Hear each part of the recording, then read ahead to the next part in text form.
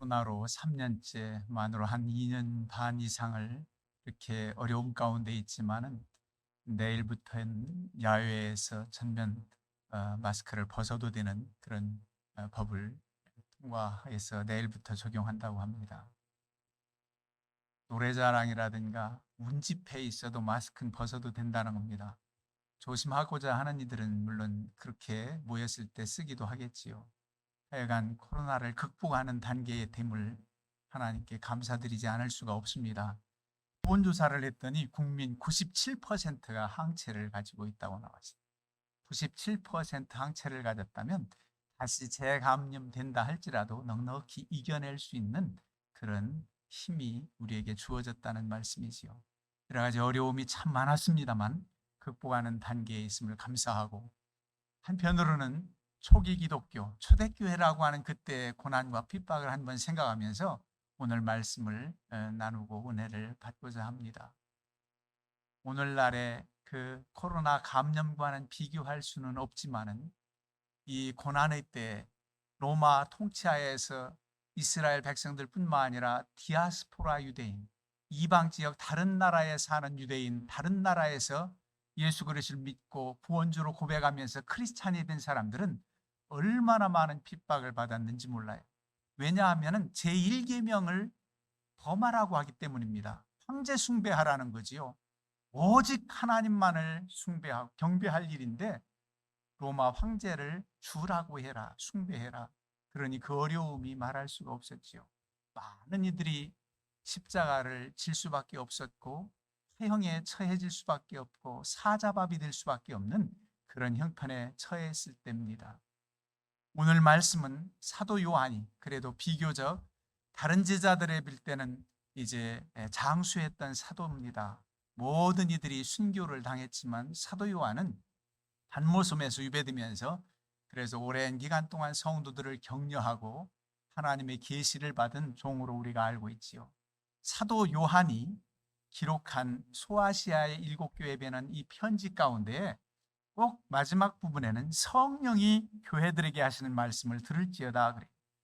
7교회 성령이 교회들에게 하시는 말씀을 들을지어다. 지금 요한이 편지를 쓰고 있는데 성령께서 하시는 말씀이라는 겁니다. 계시는 성령으로부터 주어진 하나님께로부터 온 계시를 저들에게 기록해서 편지를 주기 때문에 그 말씀을 주신 주체는 바로 하나님, 성령 하나님이라는 거예요. 성령이 너희들에게, 성도들에게 주는 말씀을 통해서 힘을 얻고 위로 받고 또 믿음으로 무장하고 그렇게 권고하고 있습니다. 이 소아시아 교회들이 현재로 말하면 터키에 있습니다. 성지순례를 터키 쪽으로 가면 그 7교회 흔적들을 다 돌아봐요. 대부분 다 폐허가 됐고 이 서머나 지역은 오늘날도 이즈미르라는 이름으로 항구 도시로 대단히 발전하고 많은 사람들이 사는 도시가 바로 오늘 말씀드리고자 하는 서머나 교회의 모습입니다. 에베소 교회에서 한 북쪽으로 5, 60km 떨어진 그런 곳에 위치해 있는 도시지요. 이 교회에 주신 말씀을 통해서 우리가 많은 교회들 7교회 중에 5교회가 책망도 받고 물론 칭찬도 있었지만 그랬는데 이 서머나 교회하고 빌라델비아 교회는 칭찬만 받은 교회입니다. 여러분들이 집에 가서 2장 1절 에베소 교회로부터 7교회 내용들을 한번 쭉 읽어보세요. 당시 그들의 교회가만 주신 말씀이 아니라 오늘 이 말씀을 통해서 교회 우리에게도 주시는 하나님의 말씀입니다. 그래서 이 말씀을 이제 기록하면서 무장하라는 거지. 영적 무장하라는 겁니다.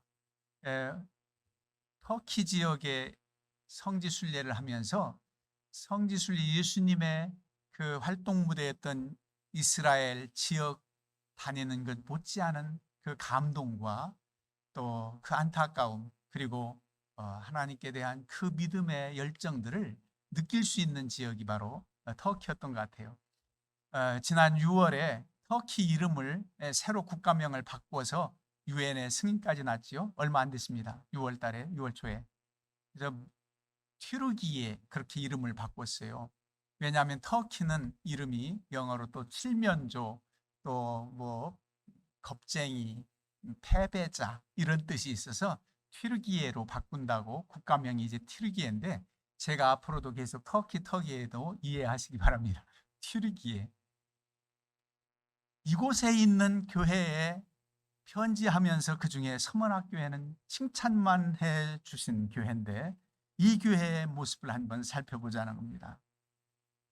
주님의 모습이 다 각기 달라요. 에베소 교회는 오른손에 7뼈를 갖고 7 금촛대 사이를 거니는 이. 오늘 서문학교회는 처음이며 마지막이요 죽었다가 살아나신 이. 이렇게 예수님을 표현하고 있습니다. 여러분, 왜 이렇게 했을까요? 각기 그 교회마다 특징적으로 주님의 묘사가 있습니다. 두아디라 교회는 집에 가서 보시면 알겠지만 눈이 불꽃 같고 그 발이 빛난 주석과 같은 이. 이렇게 좀 다 달라요. 근데 서문학 교회는 처음이면 마지막이다. 여러분, 처음이면 마지막이다. 헬라어 자음 숫자로 알파와 오메가가 되신다 할 때는 꼭 하나님을 일컬어서 처음과 나중, 알파와 오메가가 되신 하나님 그랬는데 예수님께서 오늘 주님을 말씀하는데 처음이요 마지막이라는 겁니다. 그렇습니다. 2000년 전에 이 땅에 오신 예수님은 태초로부터 계신 성자, 성부, 성령 하나님 삼위일체 하나님께서 태초로부터 계신 분이기에 처음이며 마지막 심판주로 오시기에 마지막이라고 말합니다. 그러니 모든 세상 사람들이 믿음의 대사랑으로 여기는 다른 신들, 우상 아무것도 아니고 당시에 황제 숭배를 강요하고 황제는 주라고 신이라고 그렇게 숭배를 강요했던 그 시대에 오직 하나님은 바로 성부 하나님 예수 그리스도, 그는 하나님이다. 모든 역사를 주장하시는 하나님, 창조시부터 계셔서 섭리하시는 주님이시다. 그분이 처음과 마지막이다. 그러면 섬길 대상이 누군지 분명히 나오잖아요. 세상의 모든 사람들이 공교히 만든 우상이나 다른 신들 아무것도 아니고 황제도 섬김의 대상이 아니고 오직 우리 주님만이 창조시부터 심판주로 오실 분이다. 그렇게 서문학 교인들에게 편지를 낼 때 그들이 얼마나 감격스러웠겠습니까? 그렇지. 이 고난의 때에 주님을 섬기고 믿음으로 고백하는 것 힘들지만 오직 주님만을 믿어야지. 그런 결단이 있었을 겁니다. 그러면서 죽었다가 살아나신 이 그랬어요. 이런 지역, 그 서머나 지역과 비교해서 꼭 이 말씀을 주실 때 의미가 있어 더 와닿을 거예요. 공중에 나는 새를 보라 하면 새를 보면서 시각적인 효과를 통해서 우리 주님께서 시청각 교육을 하셨듯이 지금 여기 서문학교인들에게 보내는 편지 가운데도 죽었다가 살아나시니 예수님을 믿었잖아요. 죽은 지 사흘 만에 부활하신 주님이시다. 그런데 그 도성이 완전히 리비아에 의해서 폐허로 완전히 패망했다가 주전 3세기경에 다시금 일으킴 받아서 아주 황구 도시로 대단히 번성했던 경험이 있던 도성이에요. 그래서 서머나 사람들은 망한 적이 있었기 때문에 그 망했고 폐허가 됐던 그곳에 다시금 부흥을 했던 그런 역사를 알기 때문에 처음이요 마지막이며 죽었다가 다시 살아나신 주님, 더 크리스찬들에게 와닿았을 겁니다. 나라가 망했다가 일으킴 받고 어떤 도성이 폐허됐다가 다시금 부흥하는 그런 정도보다 역사를 주장하시고 섭리하시는 우리 주님, 그 주님이 죽었다가 다시 살아나신 주다 하는 것을 강조하는 거지요. 그러면서 내가 내 환난과 궁핍을 알거니와 실상은 내가 부유한 자라. 환난과 궁핍을 한다. 그 도성이 경제적으로 어려워서가 아니라 크리스찬이기 때문에 핍박을 당하고 불이익을 당합니다. 경제 활동도 어렵습니다. 강탈을 당합니다. 믿는다는 것 때문에 여러 가지 어려움이 있어 환난과 궁핍을 당합니다. 핍박이 있고 또 힘들게 살아갑니다. 오늘날 주님 때문에 어려움 당하고 주님 때문에 불이익 당하는 이들이 있습니까? 하나님의 위로가 있습니다. 만약 그런 직장에서나 또 삶 속에서 믿는다는 것 때문에 어려움 당한다면 우리 주님께서 우리에게 그 고난은 아무것도 아니다. 실상은 너희가 부유한 자다. 영적으로 부유하다는 겁니다. 지금 가난하고 경제적 활동 여러 가지가 어려운데도 실상은 너희가 부유하다. 근데 사실 이 이방 지역에서 이 터키 지역에서 이렇게 기독교인들이 핍박당하는 이유가 있습니다. 오늘 9절 하반절에 나오지요. 실상은 누구에 의해서 어려움을 당하느냐? 자칭 유대인이라 하는 자들이 비방도 할거니와 실상은 유대인이 아니요 사탄의 해당이라. 여러분, 유대인에 의해서 더 어려움을 당하는 거예요. 디아스포라 유대인. 유대인들 중에 그리스도인들을 핍박하는 이들이 그렇게 많아요. 앞장서요. 그러면서 로마에 아부하고 로마와 결탁하면서 크리스찬들을 사자굴에 내어주는 일을 앞장서서 했던 이들이 유대인들입니다. 사도 바울이 선교 활동할 때도 정작 어려움 당했던 것은 사실상 유대인들 때문이었어요. 동족의 핍박이 참으로 어려웠습니다. 그래서 이들은 사실상 택한 백성 유대인이라고 하지만 혈통으로는 분명 유대인이지만 진정한 하나님의 백성 유대인이 아니라는 겁니다. 사도 바울도 로마서 2장에 이렇게 표현하고 있지요. 무릇 표면적 유대인이 아니요 표면적 육신의 할례가 아니니라. 오직 이면적 유대인이며 할례는 마음에 할지니 영에 있지 않고 율법 조문에 있지 아니한 것이라. 여러분, 혈통으로서 유대인이 참 유대인이 아니라는 겁니다. 표면적 유대인이 아니라는 거예요. 바로 할례도 마음에 해야 된다. 진정한 크리스찬이 누구인가를 지금 말씀하고 있는 겁니다. 그런데 이 유대인들 때문에 어려움을 당하는 거죠. 이 어려움이 현재도 있었고 앞으로 너희들 잠시만 고생하면 돼가 아니라 계속 어려움이 있다는 겁니다. 10절에 보면 너는 장차받을 고난을 두려워하지 말라. 장차받을 고난을 두려워하지 말라. 여러분, 우리는 현재의 고난은 장차 우리에게 나타날 영광과 좋게 비교할 수 없도다. 이런 말씀을 통해서 위로받고 힘을 얻어요. 서문학교회가 받을 이 고난, 장차 받을 고난, 현재도 고난인데 앞으로도 받을 고난 있다는 겁니다. 마귀가 장차 너희 가운데서 몇 사람을 또 오게 되니까 몇 사람 정도가 아니지요. 하나님의 지도자, 영적 지도자들을 파형에 처하고 이런 고난들이 계속 있다는 것을 말씀하고 있어요. 앞으로 현재 고난은 넉넉히 참을 수 있겠는데 앞으로만 해결된다면 아직은 어려운 터널이라는 고난이 계속 있다는 겁니다. 그래도 두려워하지 말라는, 장차받을 고난 때문에 두려워하지 말라. 여러분, 코로나 감염으로 인해서 어려움을 당하면서 이제 극복하면 끝이겠지 했는데 또 무슨 변이 하는데 그 의학자, 감염, 미생물, 무슨 바이러스 연구하고 하는 사람들에 의하면 앞으로 이 지구촌은 그렇게 희망적이 아닌 일들도 많다는 거예요. 빙산이 녹아지면서 거기에 예전에 창궐했던 바이러스가 다시 창궐을 할지도 모르고 어떤 코로나 이상가는 감염으로 인해서 어려움 당할지 모른다고 전망하기도 해요. 참 암담하잖아요. 그런데 두려워하지 말라는 겁니다. 두려워하지 말라.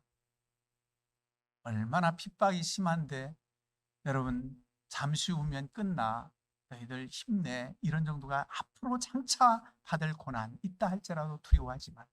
현재도 어려운데. 그런데 사실은 끝까지 그렇진 않다고 말씀합니다. 어떻게? 10일 동안 환난을 받으리라. 10일 동안이라는 것은 온전한 시험이라는 뜻도 있고 요한계시록에는 숫자가 상징적으로 많이 기록되어 있습니다. 그렇게 길지 않은 기간, 장차 온다 할지라도 넉넉히 주님의 영원한 세계에는 아무것도 아닌 그런 세월 동안 고난을 당하라는, 로마 통치하에 지금 어려움 당하지만 그것도 길지 않다는 겁니다. 그러면서 이렇게 환난을 받을 것이다. 그래도 그런 가운데에서도 믿음을 잃지 않고 우리가 잘하는 대로 죽도록 충성하라.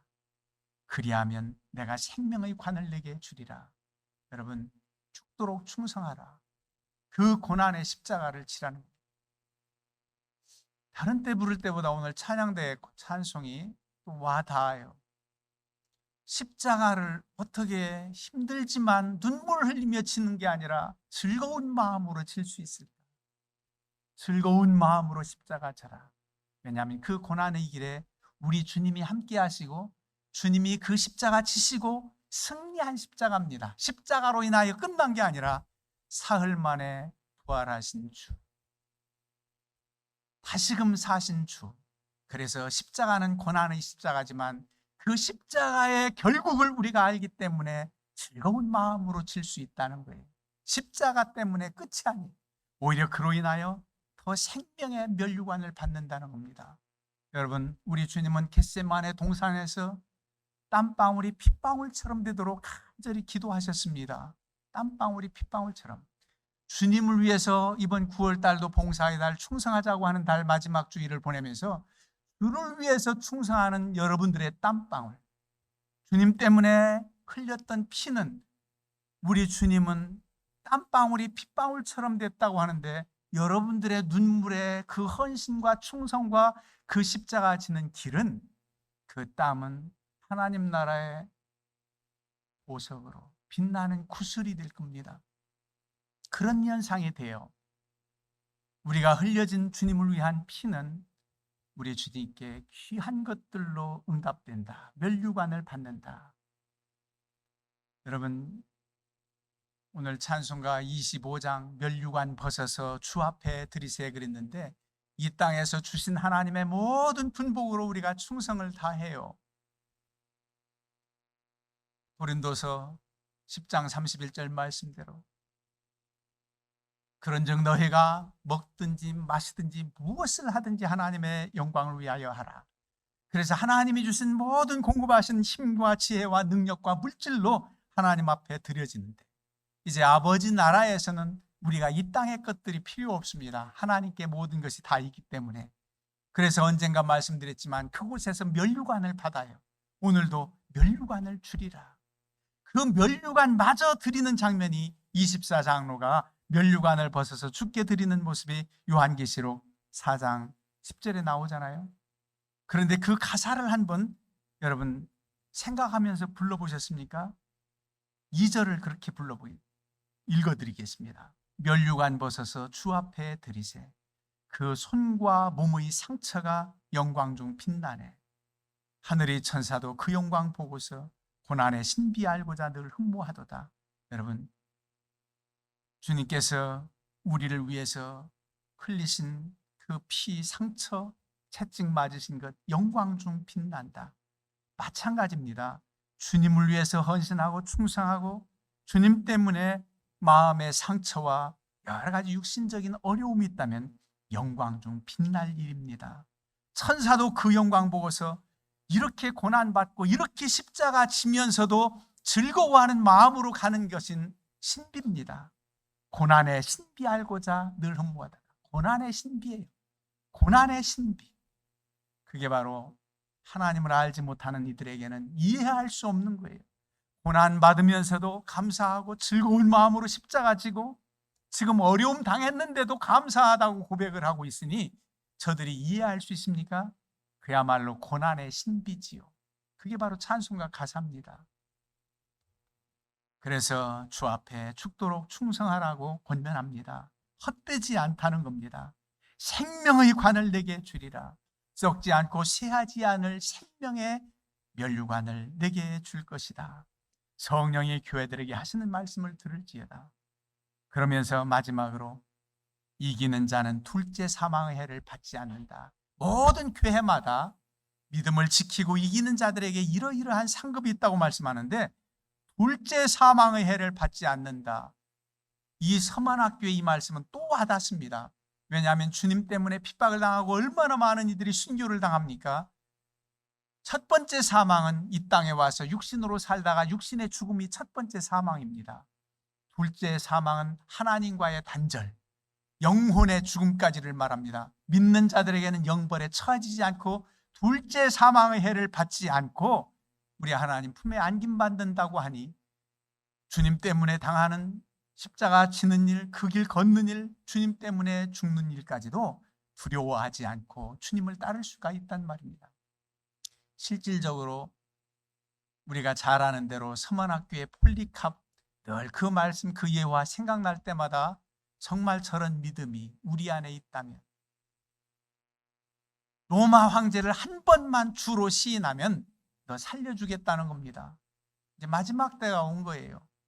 근데 폴리캅 그 감독은 내가 86년 사는 동안 주님은 그야말로 나를 한 번도 모른다 하지 않고 나를 실망시키지 않았는데 내가 어찌 주님을 모른다고 하리요. 그러면서 화형에 처해지는 순교를 당하는데 엘리야의 불병거로다 하면서 순교를 당합니다. 그런데 그 순교하는 화형장의 장작을 누가 준비했느냐면 유대인들이 준비해요. 유대인들이 산에서 나무를 가져다가 폴리캅을 순교하는 데에 쓸 나무를 제공하고 유대인들이 지키는 건 안식일 아닙니까? 교회사적으로 보면 그날이 안식일인데도 불구하고 폴리캅을 죽이라고 그냥 아우성하면서 나무까지 준비한 이들이 유대인들입니다. 믿지 않는 유대인들이지. 그런 핍박의 때, 그런 고난의 때 두 번째 사망의 해를 받지 않는다. 그래서 순교도 할 수 있는 믿음이 있는 거예요. 그들에게. 여러분, 우리가 앞으로 어떠한 고난이 우리에게 닥칠지 몰라요. 그냥 초대교회에만 있었던 말씀으로 그치지 않고 성령이 오늘날 우리 교회들에게 주시는 말씀입니다. 그야말로 하나님의 진실한 신자가 되어야 돼요. 주님을 온전히 만나고 온전히 주님을 경외하는 믿음. 나야 죽든지 살든지 주의 것이로다. 모든 영광 주님 받으소서. 이 믿음이 있다면 여러분들은 어떤 고난의 때에도 주님을 부인하지 않고 주님을 자랑하고 증거하고 선포하고 이런 담대한 믿음이 있게 됩니다. 여러분, 이 코로나 시대에 제일 많이 일컬어졌던 단어가 무엇이었습니까? 면역력, 항체, 면역력이 있는 사람. 항체가 있는 사람은 이겨낼 수 있어. 그러지 않았습니까? 영적으로 우리가 이겨낼 수 있는 힘은 우리 안에 주님을 계시다면, 항체로 표현할 수 없지만 주님을 모신다면, 성령 안에 거한다면 여러분들은 어떠한 형편에 처하든지 믿음을 지키고 주님 부인하지 않고 신앙으로 승리할 수 있습니다. 이런 은혜가 있기를 주의 이름으로 축원합니다. 아멘.